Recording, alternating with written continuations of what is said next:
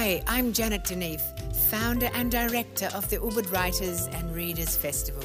You are about to hear one of our highlight conversations recorded live for our 2022 festival, which explored the role of the written word in upholding humanity's values and freedoms through our festival theme, Mamayu Hayuning Bawana, Uniting Humanity. So please settle in and let the magic of our 19th festival continue. So lucky to have, a scholar of Middle Eastern and Islamic studies, a survivor of one of the worst prison systems in the world. But, since she's come out, she's been this amazing commentator, on podcasts, television, newspapers, you name it. You have to have basically a Google alert to keep up with what she's writing all the time when you're trying to background her for an interview. So please make her feel welcome, Kylie Moore-Gilbert. So before you went to Iran, you kind of had this middle-class existence and, house, married, yada, yada, the suburban dream. But your life came crashing down when you went to Iran for an academic conference. And, you spent 804 days in 2 Iranian jails. After you were freed in a prisoner swap, you, from what I've heard, on the plane home, you were jotting notes, trying to write. Why was writing this book, The Uncaged Sky, so important to you? Thank you so much, everyone, for coming. It's amazing to just see a full crowd here. I'm blown away. And thanks, Drew, as well, for hosting this session. For those of you who've read the book will know, I guess, that writing and pens and just using my brain in some intellectual fashion was really, really important to me in terms of how I survived prison. And a ballpoint pen that I had stolen became my most treasured possession. And I was writing a lot when I was in prison at various junctures when I was able to have a pen and paper, but none of that survived when I came out of the prison. And I don't know, it was really, really important for me to have some sort of written record, some sort of testimony of what happened to me. So I wouldn't forget it for my own sake, but also it was important to me to draw attention to what Iran is doing, not only just to me, but to many, many, many other people as well. Thousands upon thousands of Iranians, innocent Iranians within that country, but also foreign visitors to Iran too. So having a record of that was really important to me, and it just seemed logical to just start writing it down and eventually became a book. You're the definition of an internationalist. After you finished school, you backpacked the world, you lived in Israel, you studied at Cambridge. How much do you think this intellectual framework, your academic curiosity and life experience helped you survive that tumultuous prison experience? I think that's a really, really good point to make. It did help me mentally and psychologically cope with my ordeal because I was subjected to a lot of physical deprivation, solitary confinement, being locked in a small cell, first on my own, but then with a small number of other people, but 23 hours a day locked in that cell, not being able to leave, terrible sanitary conditions, no access to medical care at certain points. So this kind of deprivation, it was all physical. It was your physical body. It was, something you had to mentally grapple with. But finding ways to entertain your brain and take your brain off to a different space was a really crucial part of survival. And I definitely think that having an intellectual curiosity and wanting to continue to learn and use my mind so it wouldn't waste and wither away, it became essential for me. And for me, one challenge was learning Farsi. I tasked myself with learning the language of my captors, learning to read and write as well as speak. And it took me quite some time to get to a point that I could communicate in Farsi, but having an objective and an aim that each day I would strive toward intellectually, it gave me a purpose. It gave me a reason to get up in the morning and to continue, struggling to survive. So I think it was actually really crucial. Mm-hmm. What I really liked about the book was you really presented the captors with nuance. They're 3-dimensional characters. But like, how hard was it to kind of find the line between portraying them as three-dimensional people and not presenting them in a way that sympathetically kind of atones them for their sins? Yeah, that was a challenge, and I don't think I was fully aware of wanting to do that when I was writing the book. But, you know, I was very cognizant of wanting to depict their, you know, their warts and all, their actual character. Because parts of my experience with my captors were positive. It wasn't all negative. Not all of them were horrible to me 100% of the time. Some of them helped me in small ways, particularly some of the female prison guards that I had. When I started to learn Farsi, I could increasingly communicate with them and form almost friendships with them in a way. And those friendships were super useful. I could get crucial information out of some of these guards. Often I would be able to kind of bribe them or offer them an incentive to transfer food to another cellmate another inmate in a different cell, for instance, or procure something for me like face cream or, you know, some basic item that I was, you know, desperate for. So those relationships actually were really important, and a lot of these people I didn't view as evil or bad guys, you know, especially the underlings, not the guys at the top. They were just doing their job, and I pitied them in a way. Some of them I got to know their background and their life story, and I pitied them. So I appreciated them too at times. So I wanted to kind of, I guess, show that nuance and not have it a kind of a black and white, good versus bad situation. And I don't see myself as the good guy either. I mean, I made many mistakes as well. So I did want to avoid setting up a dichotomy there with the book. Yeah, I mean, it definitely rings through in the words. I mean, you describe writing this book as cathartic. Given what happened to you was like deeply traumatic, you know, solitary confinement can kind of affect your memory, and I think you've spoken a bit about that. And given, like, when you came home, you had very little psychological support when you returned to Australia. What challenges did you face in the kind of the process of kind of working out how to write a faithful recollection of events? Because, you know, the writing is so observational. Yeah, I have a really sharp memory for most of the 804 days. The first month or two is a bit fuzzy in my mind, and indeed I think I have several weeks of basically my brain just erased most of my memories, or all of what happened in those first few weeks in particular has kind of all mushed into one in my head, and I can't discern, you know, whether that thing happened in week 2 or week 4.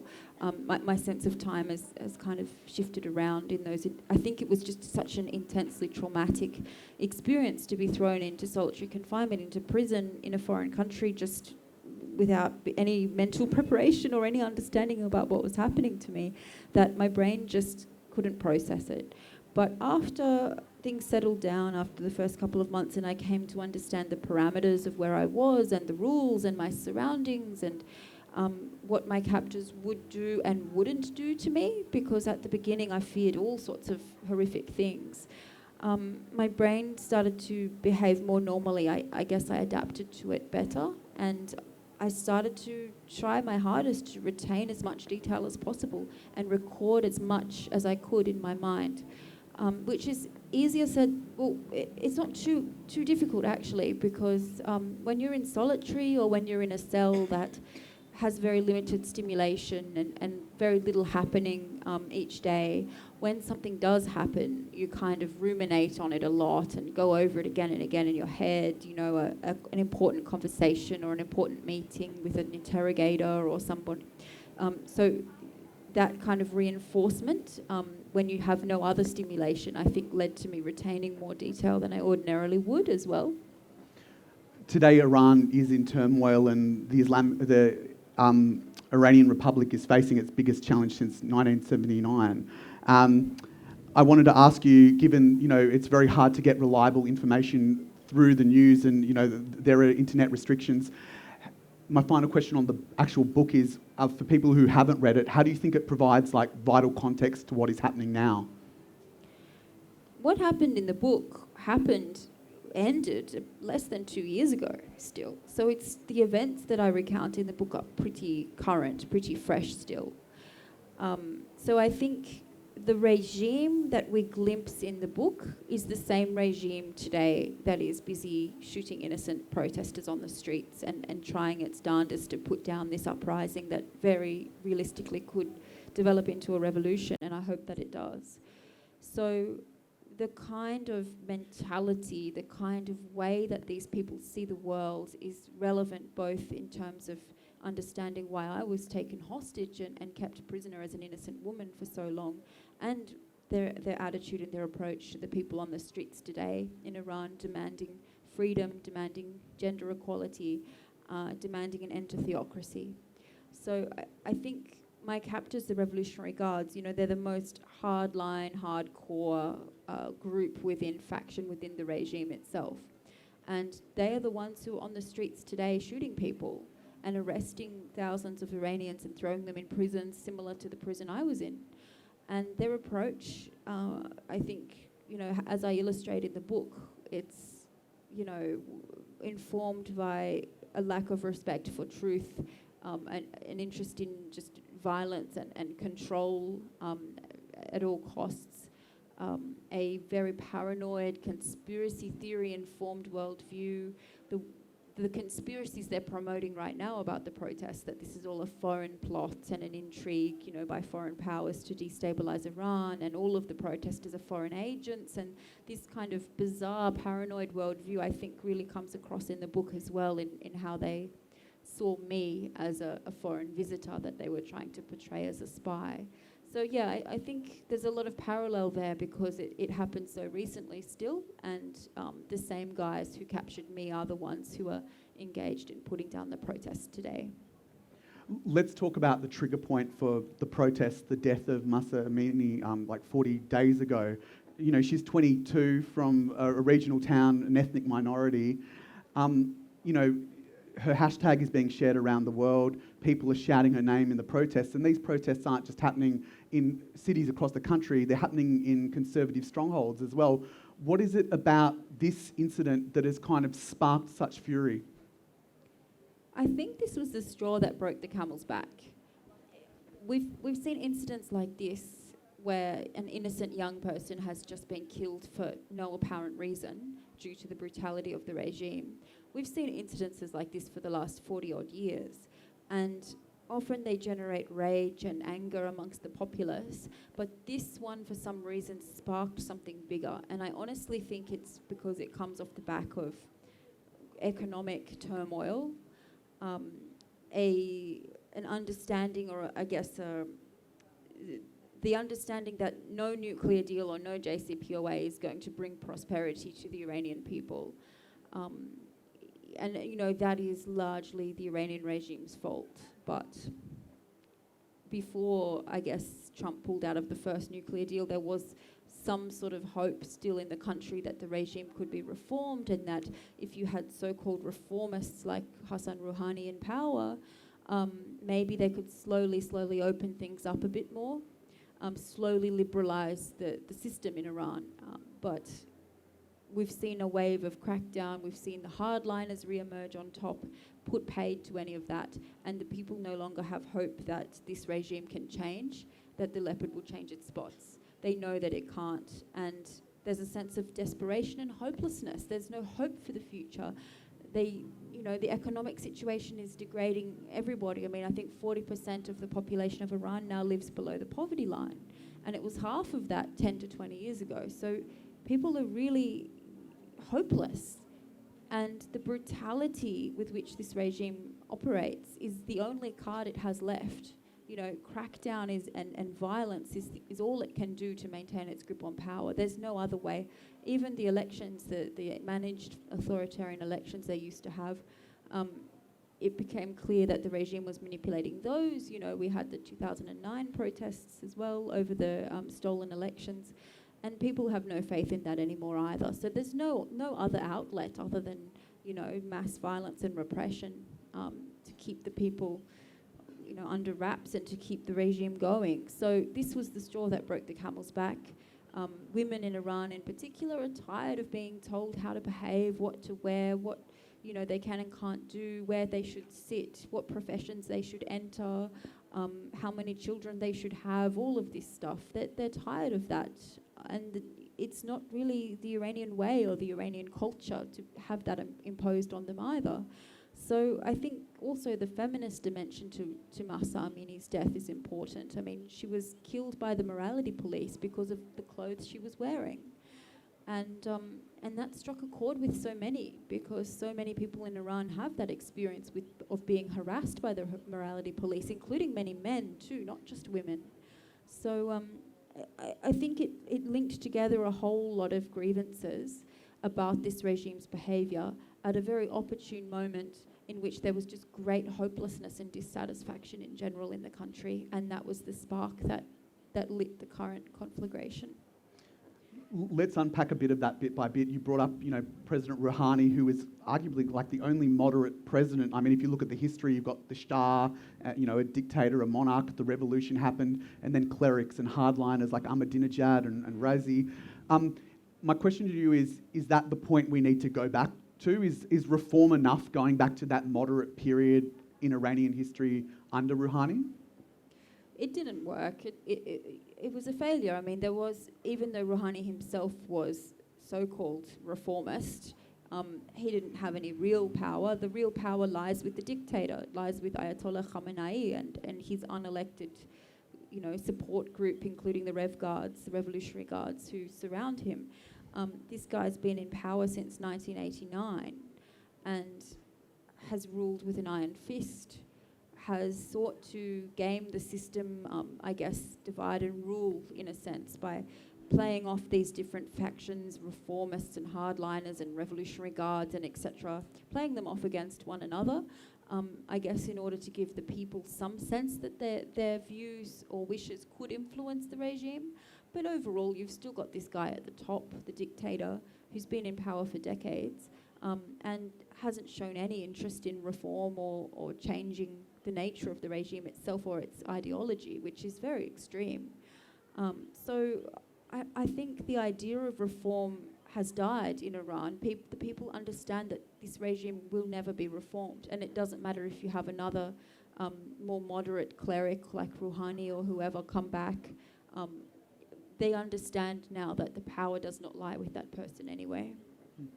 And based on dealing, like in your book, you kind of interact with this security apparatus.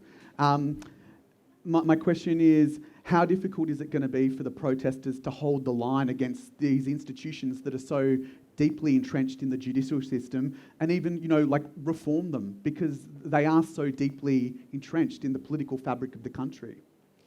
This is the challenge of all revolutionaries, right? Like, we haven't reached the point in Iran where we have seen institutional breakage.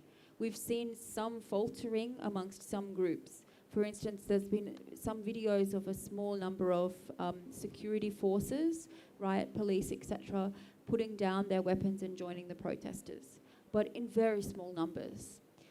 More likely you have them refusing to do their jobs, refusing to go out and shoot innocent people, but not actively going over to the side of the protesters. So we have had some resignations from parliament, but the parliament in Iran is ineffectual as well. We've also seen nationwide strikes in some key sectors like petrochemical, oil industry, university strikes as well. This could be crucial if you paralyse the country if you had a nationwide general strike, this kind of thing, you're really stopping the regime from getting on with business, and very clearly illustrating that they no longer have absolute control over the country. So I think before you look at institutional breakdown, you have to, get to the point as a revolutionary in Iran where you can first start to bring some of those guys over onto your side. Right now, despite the violence of the crackdown, they're still out on the streets, they're still protesting bravely, shouting incredible slogans, daring the security forces to shoot them, and saying they're willing to die for this, which is just remarkable. So we don't know where it's going to go, but theoretically, if we did get to the point where you had to deal with some of these institutions and you saw some of them breaking up or fragmenting, it would be a big problem because they're, obviously stacked with pro-regime officials, And you can't kick all of them out because then you won't have a functioning country at all. So if the revolution is realised, I mean, the spark has been gender inequity, women not wanting to be enforced with a dress code, not being picked by the morality police and kind of inspected in a centre.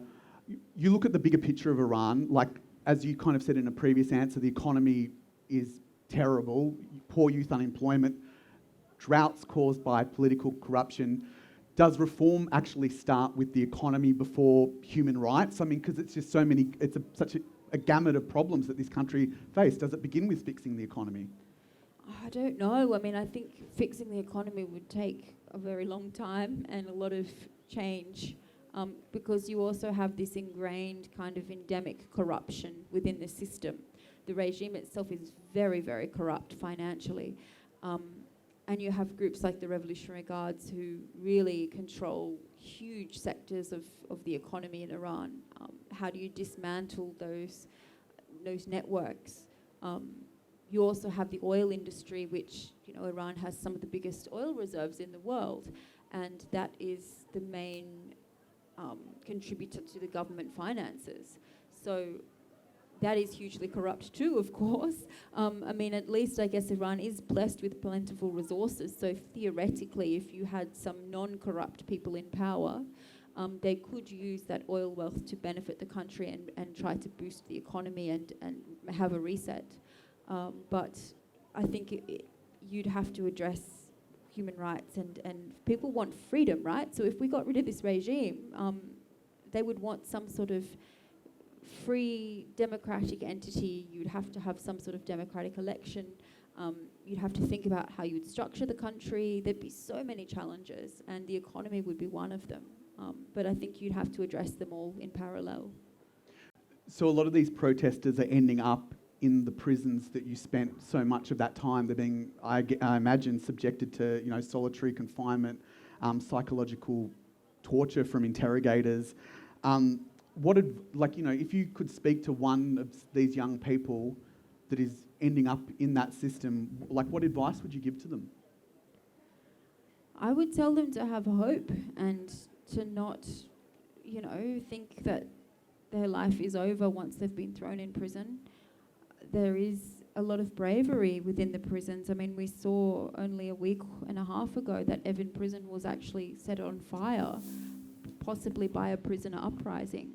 And in one ward of Evin prison, the men there managed to break out of their section and break into another part of the prison, and people were launching sit-ins and protests. And so, when you get thrown in prison in a place like Iran, particularly right now when people are protesting and there's so much chaos, it's certainly not the end of the story. And I think a lot of people are hopeful, including families of prisoners in Iran today, are very hopeful that this regime will come down and they will open the prisons and let all of these innocent people out. You've spoken in interviews about the importance of kind of clawing back dignity and integrity in an environment where you were completely dehumanised. How did you do that? I don't know if I entirely did that. I mean, it's really hard to feel dignified in a prison when you have no control over anything. I mean, at the beginning, I had no control over my own toothbrush, or I wasn't in a situation where I could even decide what time I woke up in the morning, what time I would go to sleep at night, largely how I would spend my time. Everything was taken away from you, and that's dehumanizing. I had a number, and they would sometimes refer to me as, 29. My prison code was 97029, and they would be like, "Hey, 29, go do this," and it's very obviously dehumanizing. You've been reduced to the level of a number, and so finding some fleck of dignity amidst all that is really hard, and at times I just felt like I had none. But I do think asserting myself and fighting back, struggling, not just blindly accepting everything my captors told me, but picking myself up and finding my own voice and asserting myself and resisting my captors did restore some measure of dignity to me, because I felt like I wasn't just a victim letting people do things to me, but I could have a say in influencing my own fate as well. Earlier you mentioned the fire that ripped through a ward of Evan Prison. Like, this was your cage, yet you made so many friends there, and they were often your lifeline, the people that helped you. So what the hell was it like seeing it completely on fire? It was confronting. I mean, there's a lot of us around the world, former inmates of Evan Prison, and also family members of current political detainees and current foreigners who are held in Evan Prison. And we were all frantically messaging each other and watching, Twitter and Iranian social media for videos and clips and information and updates, because we were all frantically trying to ascertain the welfare of our friends, of our loved ones. Everyone was speculating where the prison fire had broken out, which ward, which area, which parts of the prison were endangered. There were so many clips and videos being posted, of huge fire going up into the air, and also sounds of shooting into the flames by the security forces. So we were frantic and terrified that the ward or the area would be one that we had our loved ones imprisoned inside. And it took about 24 to 48 hours for word to start to filter out as to who had been impacted, which area had been impacted, and also that many of the foreign prisoners, very quickly when the fire broke out, had been rounded up by the prison guards and taken off to a completely separate area for their own safety. And that would have been because they were considered to be of high value. They're used as bargaining chips. They're used as ways of extorting their home country to get something in exchange by the Iranian regime. So the regime wouldn't want them to perish in a fire, that they're too valuable. So that's why they rounded them up and took them elsewhere. So once that picture started to emerge and people started to be able to call from the prison outside and say, hey, I'm okay, there was a great sense of relief. Mm-hmm. And just to expand on the whole crisis in itself, I mean, we're seeing young girls on TikTok kind of using that as a tool for protest. We're seeing these brave acts of defiance by sports people and little old ladies taking their scarf off on screens and embodying it. Like, as an outsider looking in and knowing what Iran's like, do you look at that with joy, or do you look at it with dread because of the possible consequences that are going to face these people potentially? I don't look at it with dread. I mean, you do worry, like when you see some of these really brazen acts, especially by young children even. You think, oh my God, what could happen to them if their identity is discovered? I'm just in awe of them. I think the people of Iran right now, the bravery that you're seeing on the streets, and people doing acts that they very clearly know are going to result in repercussions. They're going to get arrested, they're going to get imprisoned, they might even lose their lives, but they do them anyway. And that's remarkable. I applaud their courage. I mean, I hope I don't think I would be able to find the courage to be so brave had I been in their situation. And I think just this is why the regime hasn't been able to keep a lid on the protests this time, because how do you when you have a group of schoolgirls who are underage and they've taken off their hijabs and they're shouting down the local militia commander who's come to the school to teach them how to, behave properly. This is a very dangerous guy. He's got weapons. He's got a whole gang of, thugs behind him, and yet he's being shouted down by a group of 15-year-old schoolgirls. I mean, it's a problem. How does the regime grapple with that? Even they might kill a couple of them. They're not going to kill all of them. They're children at the end of the day. So the violence is not as effective as it used to be when coming up against such acts of bravery, and I just think it's remarkable. We've seen in Ukraine and Myanmar civilian populations taking on despots and having to dig their feet in for the long fight.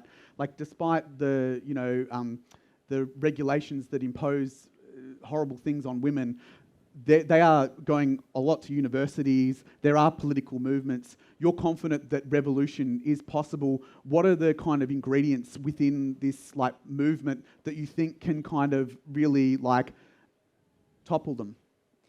I think one of the most important factors that we're seeing here that we haven't seen in other uprisings in Iran is the sense of unity amongst different ethnic groups, different regions, and different levels of religiosity. So it's not just the secular people, it's religious people, it's traditional people, people of all ages, but also all ethnicities, because Iran is very, very ethnically diverse, and you have a kind of a Persian majority, Shia Islamic majority, very much forcing their way of doing things on groups like the Kurds, the Baluch, Turkmen, Azeri, Arab, largely living in the periphery of Iran in various regions on the border with other countries. But very, I think it's about 50-something% Persian and 40-something% all other ethnic minorities. So we're looking at huge diversity within the country. And a lot of these ethnic minorities, particularly the Kurds, the Arabs, the Baluch, they have long-standing grievances. They've never liked this regime. They've always felt to be repressed by them. They've never been on board with the Islamic Republic. And often the regime has kind of divided and conquered and played off the Kurds, say, as secessionists, as Sunnis, as not proper Iranians, and tried to divide them from the demands of the other groups who might also want freedom and democracy, but keep them separate from the Kurdish demand for democracy, for instance, and couch any Kurdish uprising as a specifically ethnically Kurdish problem that isn't relevant to the rest of the country. But now we're seeing, incredible unity. I mean, Mahsa Amini was a Kurd. That doesn't matter. You've got the entire country erupting in protest. Every ethnic group, everybody's calling for the same thing, which is an end to this Islamic Republic dictatorship and freedom of speech, democracy, freedom to wear what clothes they like, freedom to speak, freedom of the press, everything. They're united in that demand. And the regime hasn't succeeded in fomenting those ethnic tensions or those ethnic divisions, which might have earlier restrained Mahsa Amini's death to being a Kurdish issue alone. And I think this is really dangerous for the regime. They've known all along they need to divide and rule, and the fact that everyone is so united, I think, is really, really important. So you've just said that a huge cohort of people from different walks of life are part of this protest movement. My question is, where are the leaders? I mean, in many interviews, you've said the best and brightest people are behind bars in Ivan. Like, does it take, for this country to be steered in a good direction, does it take someone from behind the bars to emerge? Who is the leader that fills that political vacuum? This is a 21st century movement, as we saw in the various Arab Spring uprisings, as we've seen in other revolutions in other parts of the world that are largely internet-driven, or at least the internet or mobile phone messaging as a method of communication among protesters is a central component. They've all remained leaderless and broad in that sense. And I think it's deliberately so. It's a product of the fact that these regimes have deliberately prevented any opposition from emerging in any formal capacity ever. There are no political parties. Anytime even a religious cleric or somebody within the system gets too powerful, they'll get rid of him too. Anyone who could emerge as a potential rival to the regime is eliminated. So you have a system where most of the rivals are in prison anyway, as Drew mentioned, but also people know that they shouldn't raise their head above the parapet. So a lot of the people, there are leaders out there, but we don't know who they are. The people running some of these huge social media campaigns, the people who are within the country, I mean, people who are coordinating protests and driving people to the streets in a particular place at a particular time, they're all nameless. They're faceless because it's a survival tactic. And this kind of leaderless revolution, it's a phenomenon of the social media age. That being said, there are a number of people in prison who would have the widespread respect of the people of Iran should they be let out of prison at some point and be allowed to stand for election, for instance, that I think could be a unifying presence. And also people in the diaspora who've been campaigning and struggling for a free Iran for so long potentially might go back to Iran if this regime was removed and could also emerge as a form a political party or become a leader as well. So there are prominent people, but I think for for a survival, the survival of this movement, they must remain nameless and largely leaderless in the current moment. You mentioned the diaspora. I mean, we've seen in places like Germany to Bondi Beach, huge protests. I'll talk a bit more while you drink. You look, and these movements say, the West should intervene, get involved. But I mean, America put Iran in part of the Muslim ban, part of the axis of evil. Trump sidled up to Saudi Arabia. He screwed the nuclear deal. He, got so much political capital from, portraying Iran as this rogue state enemy. Can we trust Western nations when it comes to intervening, particularly as, America is very shaky at the moment, and if you have a moderate government come in and you have someone who is into Trumpism or is a conservative Republican, they could, shiv him again. Yeah, I think that's a good point. And I don't think Iranian people want a direct intervention by Western powers. What they've repeatedly said is they want Western powers to stop backing up the regime.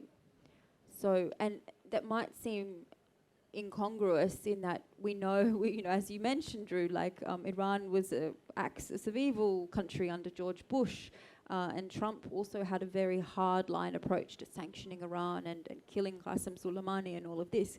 But the Iranian people largely see all of these backroom deals that happen, including the JCPOA nuclear deal, as propping up this regime when it's teetering.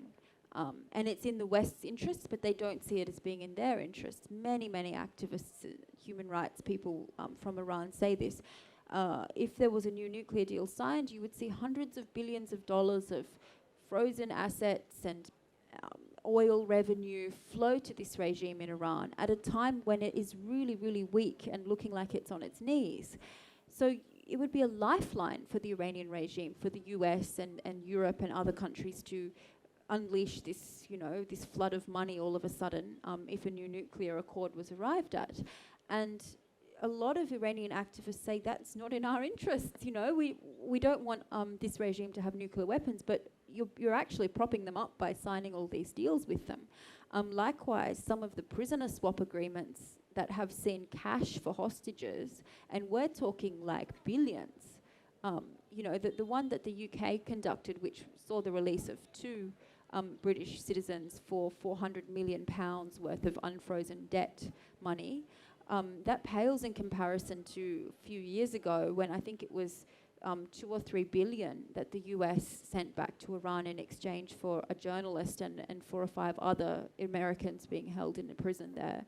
And, the people see these kinds of backroom deals as just a way of, keeping the regime going and giving it money and funds to keep going. So I think they would prefer America not to get directly involved, but they don't want them to undermine the cause either by giving the regime money or doing anything which could prop them up and offer them a lifeline.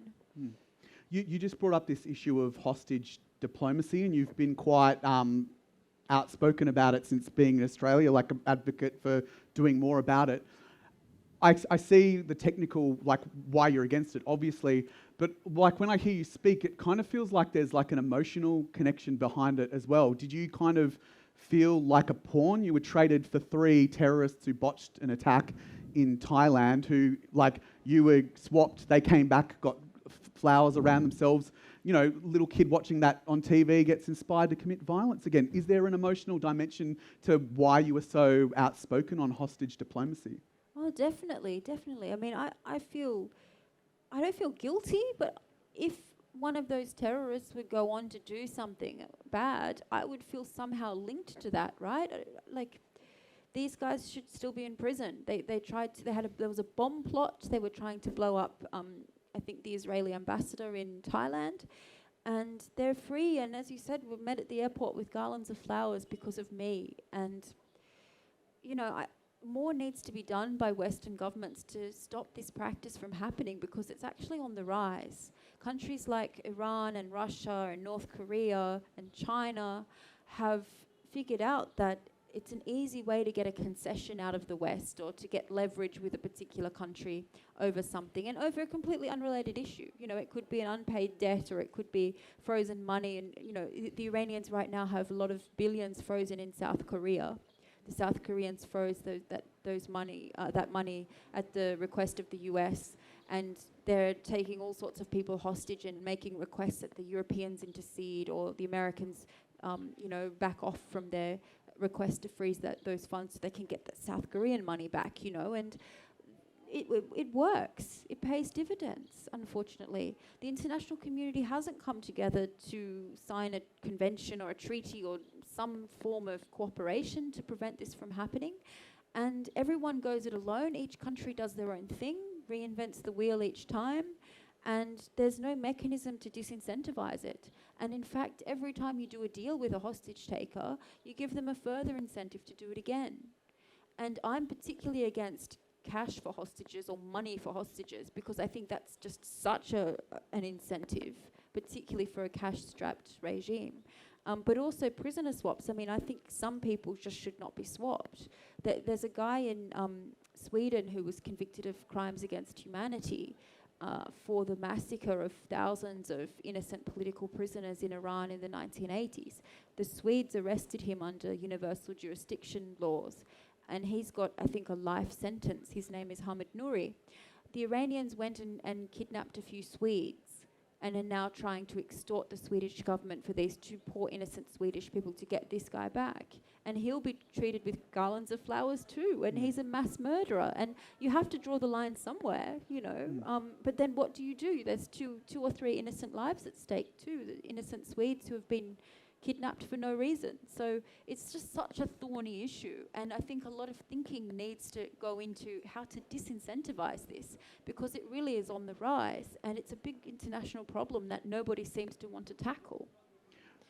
Just based on what you've just said, I mean, just to play devil's advocate, like as a foreign correspondent that travels to places like Africa and stuff, we are living, like Australians are blind to it, I feel. We are living in the age of authoritarianism, and China is the moral compass of so many countries. And, you know, Myanmar is a fantastic example, same as Cambodia. You know, some of the things that you're pushing, like Magnitsky, sorry, I'm a bad pronunciation, but the Magnitsky laws and the, like expelling diplomats and... does it really matter, or would they wear those things as like a badge of honour, saying I was banned by this country, hurrah, hurrah? Like, I just kind of feel with this sliding authoritarian we're seeing in Africa, Latin America, yada, yada, I fear some of these solutions, which I think are great, will not work. Yeah, and I think that's a good point. They have to be more than symbolic. You know, some of these things are symbolic. Oh, let's sanction this guy, sanction that guy. That person's never going to leave Iran, or they're never going to leave China anyway. They're already known to be involved in human rights abuses. Australia, for instance, sanctioning them is going to have no impact, and maybe they would wear it as a badge of honour. But I do think the financial dimension of it can be used much better, because authoritarian regimes, a lot of the top officials, they don't want to keep their money in that country. They keep their money in Switzerland. They keep their money in Europe, in North America, and they funnel it through money laundering schemes and via proxies, and often they send their children to study in the West, and then their children funnel that money through. They buy property, they buy assets. They want to keep their ill-gotten gains somewhere that is perceived to be more safe than in an authoritarian regime where, you know, if they fall out of favour with the ruler and need to flee, they've still got their pot of gold, you know, in a Western country that they can draw on. And the Chinese, I mean, it's well known that, you know, a lot of top Chinese officials have done that. They've parked their money abroad. And the Iranians are the same, the Russians are the same. So I think going after some of that money, and also visas for family members and for other associates of some of these guys, cronies who, you know, a lot of them, thousands. I mean, it's surprising just how many of these guys live in the West, have children in the West, or enroll in Western universities, etc. It's all connected, and it would actually hit them, I think, and send quite a strong message if we froze some of those funds and assets in our countries and banned some of those hangers-on, family members and others who are happily living in the West from entering as well. That, I think, would have a real impact than rather just slapping sanctions on a top official who's never going to leave that country anyway. Kylie, a lot of like this advocacy that you've been doing, I think you said in The Age, it comes from a place of cold rage. Like, how do you ensure that it doesn't manifest into something like unhealthy? Oh gosh, I mean, maybe it already has. Who knows? Like, it's a struggle. Yeah, sometimes I do get very angry, and I guess it's part of processing what's happened to me and trying to move on from it.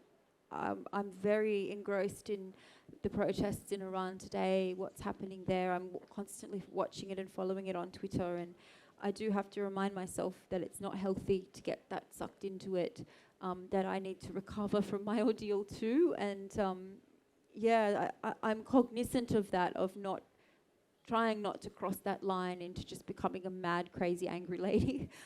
But it's a process and it's a journey I'm still on, so I hope I won't end up there, but it is a risk, yeah. Because like when you read the book and you see what has been written in the newspapers about marriage and breaking down and stuff, you have overcome like a gauntlet of problems. I mean, Bali's a pretty spiritual place. I wanted to know, like, how do you deal with a big problem? If someone has, like, do you have reserves of resilience? Are you spiritual? Are you pragmatic? How when these big problems, like disappointments in the jail and so forth, how do you deal with it? I don't really know. I don't think I'm a particularly spiritual person, but, in prison you do get closer to that side of things. A lot of people find God or find religion in prison. You do need something that will help you make sense of what's going on and a source of comfort as well. But since coming out, in a way, a lot of issues just feel like first world problems and everything pales in comparison to surviving prison. So I'm still in that phase, and it is fading away, and I have to pinch myself sometimes and say, why are you getting worked up about this little insignificant thing when, like, come on, have some perspective. But certainly at the beginning, a lot of issues and problems I had upon coming home, they were nothing, they were nothing compared to where I'd come from. So I had that perspective, and I think that helped me grapple with a lot of it. My last question before we throw open to the floor is, like, in the book, your world was so small, and since you've come out of prison, you've come here, you've done heaps of writers' festivals, gone to, a music festival in Byron Bay. Your world is big. Like, are there times where, like, freedom is overwhelming, like a culture shock? Yeah, that's a really good question. Yes, I do think, certainly in the first year since I was released, I did feel freedom to be overwhelming at times. There's a certain comfort that we humans have, and it's somehow programmed into our psychology that when we're in a very ordered environment, that everything is predictable and there's routine and we know the parameters and there's nothing unexpected. We get a sense of comfort from that. And when that's blown apart and everything's unpredictable, we get anxious and nervous. And I certainly had that experience when I was first released, that too much freedom just freaked me out, and I became paralyzed and indecisive. I wasn't able to decide what I wanted to do because there were too many options, and I would have almost preferred someone to just come and tell me this is what you're doing, and then I would have gone and done it. So yes, I think that can be a challenge, but over time my brain's readapting to normal life again, and I'm grappling with that easier and easier. Well, thanks for the chat. I'll throw it open to the floor. We've covered a lot of terrain. Thank you, everyone. Thank you. Does there, please raise your hand, and I think there's a microphone that will come round.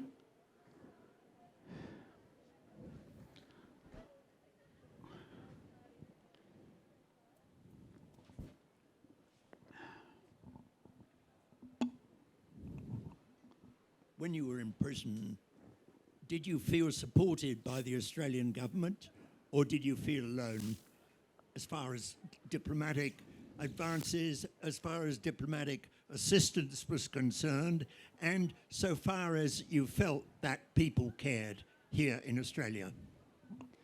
Thank you for that question. That is a difficult one to answer. I did feel alone a lot of the time, and I had no real comprehension or sense that anybody in Australia or anywhere else in the world knew what was happening to me or cared, or my situation became public 1 year after my arrest, and whilst I had some awareness that it had been reported in the media, I didn't know the extent of people who were campaigning for me or who cared about me or who wrote articles about me, and journalists. I had no idea, and I spent a lot of time feeling very alone because my access to information was so restrained. I very rarely saw the embassy for large stretches. I was banned from consular assistance as a punishment for some time, for 9 or 10 months. So I didn't know what the government was doing, if anything. And certainly in the first year or so, I felt they were doing nothing. And I was quite hopeless. But they did do a lot for me in the end. I mean, they pulled off this remarkable prisoner exchange deal involving Thailand as well as Iran. And they sent an envoy over to negotiate directly with my captors, which was what got me out. I think DFAT and the government spent a lot of time kind of going through the motions and going through the correct diplomatic channel, but not talking directly to the people who actually had the power or who had kept me hostage. So once that phase was exhausted and they actually decided to go direct to the source, they were very effective. So, and I'm very grateful to the government for that. I mean, I'd still be there today if they didn't step in and get me out. So, I have criticised the government, and there are a lot of things that they could do better, a lot. And we have other Australians right now who are innocent people in prison abroad in many countries, in Iraq, in Iran, in China, in Myanmar. And I do think that we need a better approach from an institutional level about what to do about these arbitrary detention cases. But overall, I'm very grateful to the government for getting me out, and they did follow through in the end and come up with a plan. We've got 5 minutes left, so maybe 2 more questions, hopefully. Yeah. Is anyone? There's one there. Thank you, Kylie, for your talk.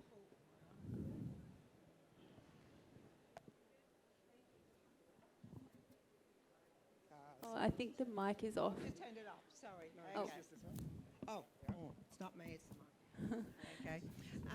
Thank you for that, and thank you for your inspirational view of the Iranian people, which is really quite wonderful to hear.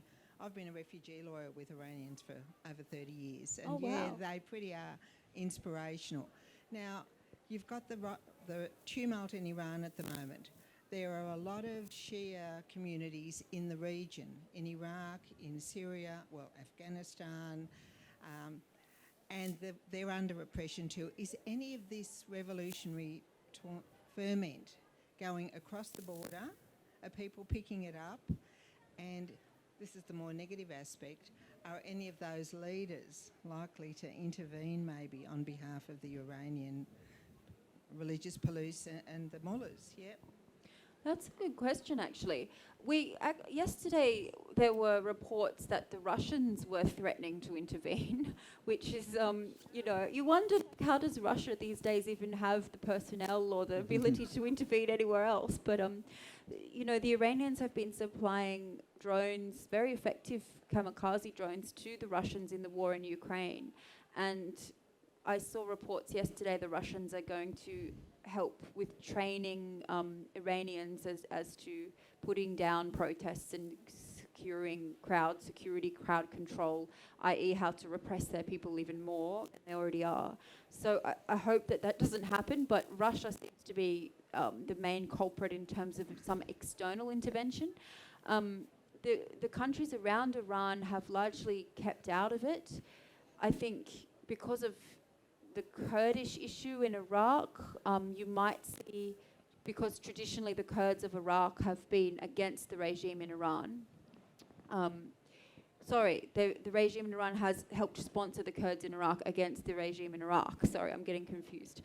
So you might see some of that be drawn in. But I think more likely is if there is if it actually happens that we see a revolution in Iran, you might see some of those officials fleeing to neighbouring countries. And Afghanistan is an interesting one because there are a lot of links between Iran and Afghanistan, linguistic ties as well as religious ties, and the border there is very porous. So you've also got the Taliban, who are sort of supported by the Iranian regime in a strange way. It's a very weird relationship. And, you know, with the further attacks on the Hazara Shia in Afghanistan, maybe less so now. But I think there's been a lot of solidarity protests before this movement erupted. Solidarity of the Iranian women for the Afghan women, you know, after the Taliban emerged and prevented them from going to school, forced them all back into their homes, etc. So you could see perhaps if there was a successful movement in Iran, you might see some spillover of that into Afghanistan, given the descent of vast segments of that population to being ruled by the Taliban again. But yeah, it'd be very interesting to watch and see what happens, I think. But in terms of intervention, I think the Russians would be the main culprit, if anybody.